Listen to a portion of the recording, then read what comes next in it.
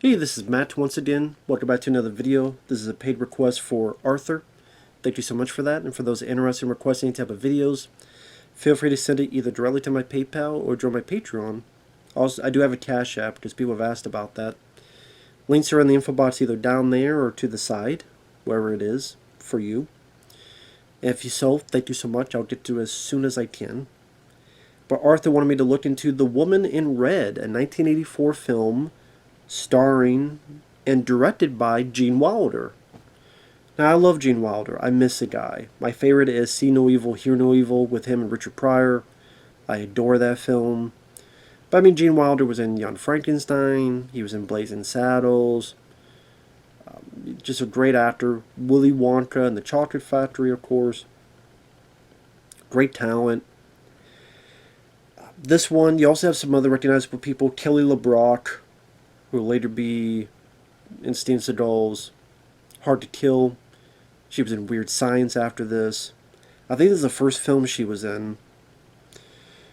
Charles Grodin, may he rest in peace. Great talent. He was in Midnight Run, which I reviewed a few weeks ago, which is a great movie. Gilda Radner, may she rest in peace, who was Gene Wilder's wife. Sadly, she's only in a bit part, and by the second half, she kind of disappears. But in the first half, it was nice to see her in there. One cool thing is all the songs are done by Stevie Wonder, so that was nice, including one that won an Oscar. The I Just Called to Say I Love You. That was from this film, and it won the Oscar for Best Song, Best Original Song from a movie. So that was cool. Again, nice to hear Stevie Wonder on the soundtrack. Now, the film did get some chuckles out of me for Gene Wilder's antics. And it's always great to see Charles Grodin. I wouldn't say I was big on the film. I thought the story... I don't think the story was there for this. Because the story is Gene Wilder's married. Seems happily married. And one day he sees Kelly LeBrock in Red, where she passes by, and a bit like Marilyn Monroe, the steam and the skirt rises up, and then she goes back and she's dancing while her skirt's up, and that's when Gene Wilder falls in love. Now, I don't blame him, because Kelly LeBrock is hot and beautiful, but I'm sitting there going, well, you're still married, dude, with kids. Like, come on now. And when he talks to the wife seems very nice and very cheery, and yet Gene is ready to cheat on her. And I'm like, why are we rooting for him? But to be honest, when you find out, spoilers, everybody's cheating on everybody. And that seems to be the whole world, is everyone is an ass, because everyone cheats on everybody. His friends cheat on their girlfriends or boyfriends. You find out later that apparently Gene's wife is cheating on him, which that's never really resolved, because Gene Wilder really never finds out about that. And so it's just like everyone's like a scummy person, so it's like, who the hell am I supposed to root for? I don't know. You see, I'm allergic to it. Bullshit. So his pals are Charles Grodin, like I mentioned, Joseph Bologna, who was in Transylvania 65000. He was in Alligator 2, The Mutation. Joseph, they're always talking about how Grodin and Bologna about cheating and how fun it is to cheat and all this other stuff. Later on, Joseph Bologna's wife finds out and leaves him, takes all his stuff, and he's depressed. Gilda Radner works with Gene Wilder in the office, and Gene's trying to call Kelly LeBrock, but Gilda Radner picks up. So Gene's talking to the wrong person, and she assumes that Gene Wilder likes her. So there are times that she goes to a restaurant, she just stood up, and so she gets pissed about it and does stuff to him, but he doesn't know why she's doing it. Now, those bits were kind of funny, like Gilda Radner just going up and bending his car antenna. And then Gene Wilder's like, because he doesn't know at this point why she's doing this. Like that, parts like that kind of made me laugh a bit. I just really Gilda Radner is really the only person that cheated on anybody.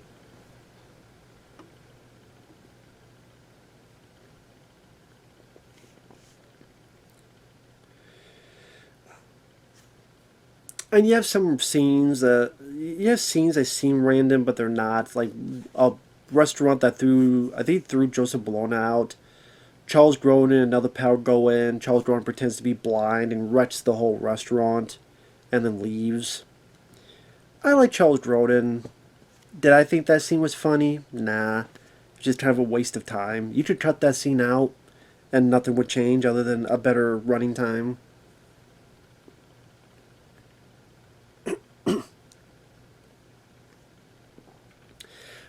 Gene Wilder, though, I will say he did get some chuckles out of me because he was just a very talented performer with his expressions, stir crazy in that film, and his line delivery, like when he is trying to pretend for his wife, and he's talking on the phone, and he's like, "You tell my superiors that you'll take it and shove it up their ass."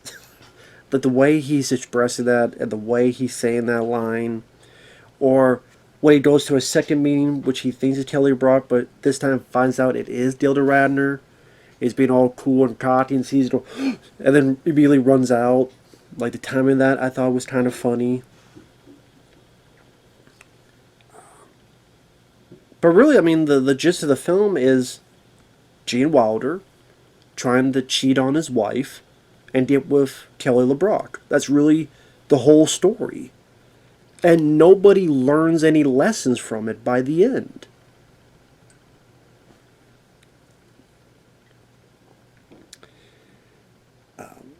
He goes up to Kelly LeBrock on a horse and tries to talk with her.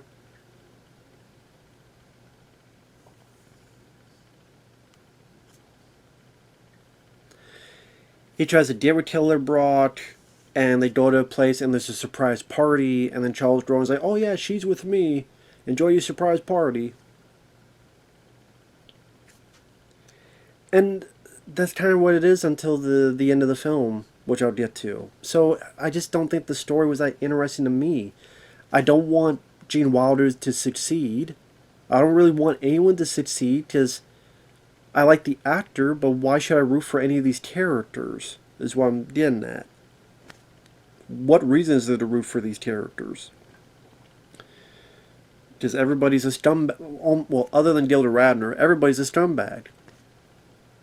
I mean, even the way he treats Gilda Radner, where she believed in something, he screwed up, he sees her, he immediately runs off. No wonder she goes and spills his ink over his paper. He deserves it.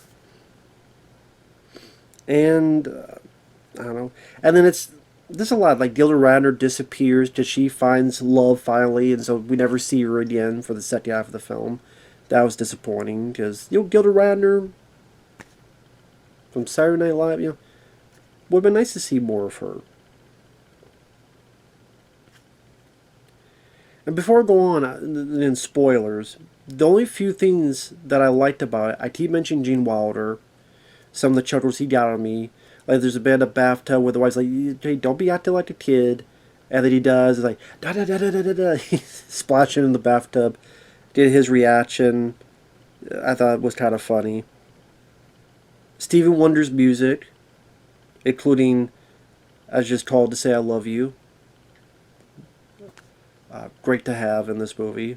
Good soundtrack.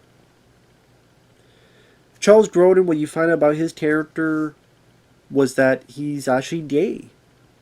But they don't make a big deal out of it. They just go, some guy goes up, gives him this bracelet. I guess that was his boyfriend, and the bracelet was the name of the guy who he's cheating on compared to this older guy. The guy breaks it off. Then Gene Wilder talks to Charles Grodin, and he's like, "Well, this is the place, huh? Why you don't paint it?" And Charles Grodin says, "I don't know, shocking paint." And they don't make a big deal that he's gay. They don't treat him differently.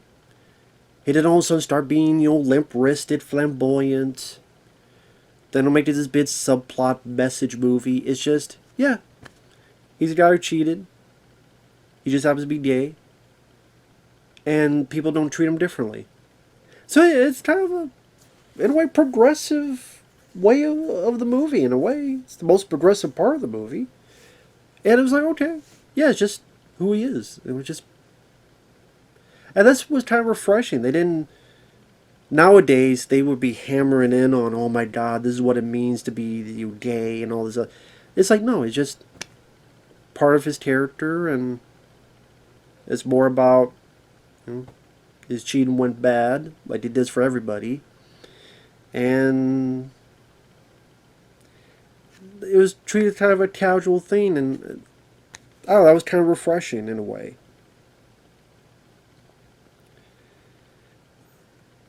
And again, Charles Grodin I thought played off fairly well. And then Gene Wilder tells like a bad joke, and then bad as in it's not funny. And they hug, and then they go on just being friends.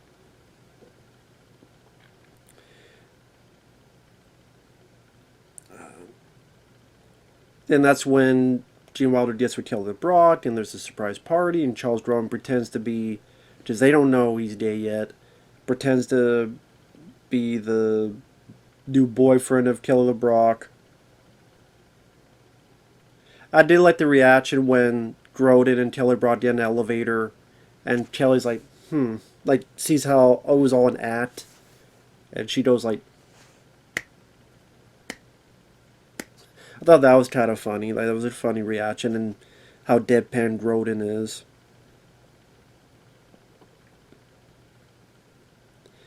Oh yeah, it was around this, before this, where we find out that the wife of Gene Wilder is cheating on him with, I guess, the dead brain boyfriend of their daughter, I guess.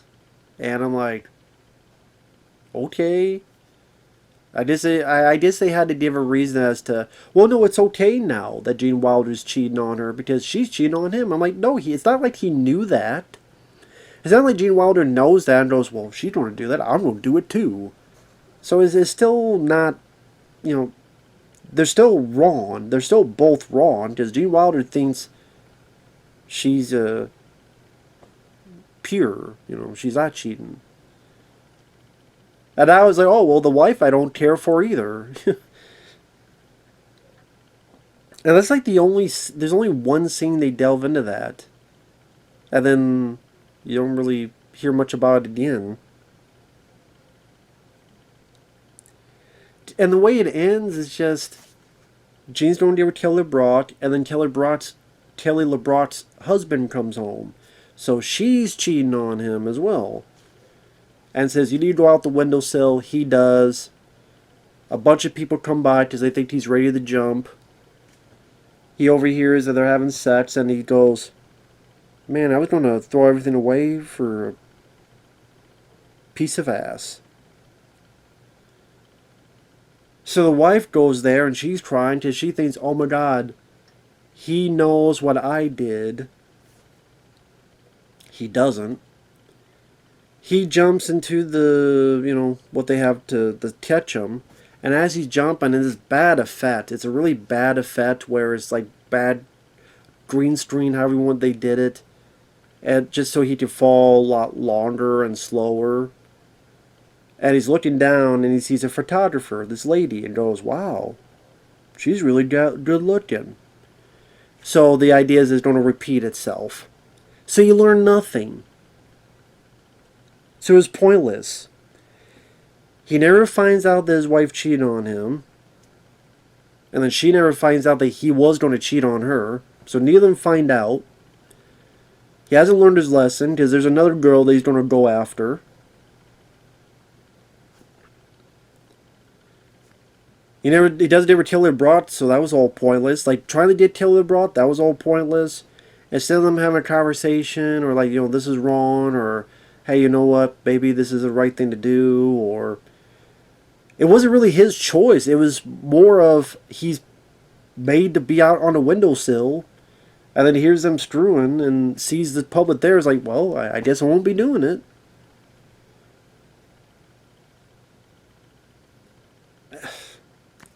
So, yeah, he does sit in line. I was ready to throw my life away for a piece of ass. But yeah, you were going to if... But it's not like you chose not to. So that's what I mean. He didn't learn anything. Nobody learned anything. He didn't ever kill LeBrock. Him and his wife, one doesn't know the other. It just felt it was all damn pointless. And it's all going to happen all over again. The Woman with Photos, the sequel. I mean, I don't think this film did that well. And it wasn't that critically beloved. I can see why. I did the soundtrack, some moments of Gene Wilder being funny, some bits with Charles Grodin, Killer Brock being beautiful. So it's not the worst movie ever, but I would never see this film again. Because like I said, there's really no one to root for, and the ending just becomes, well, that was pointless. No one learned any lessons. Nothing was gained. Nothing was gained. So, yeah, it's not for me.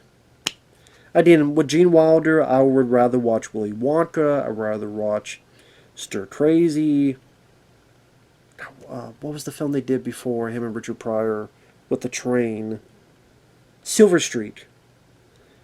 I'd rather watch Silver Streak, Stir Crazy, See No Evil, Hear No Evil, or Willy Wonka. I'd rather watch Young Frankenstein and Blazing Saddles. Haunted Honeymoon, I haven't seen in like 20 years. Well, I can't remember the last time I saw that film, but I don't remember anything about it. Except Dum DeLuise and Drag, I think. But yeah.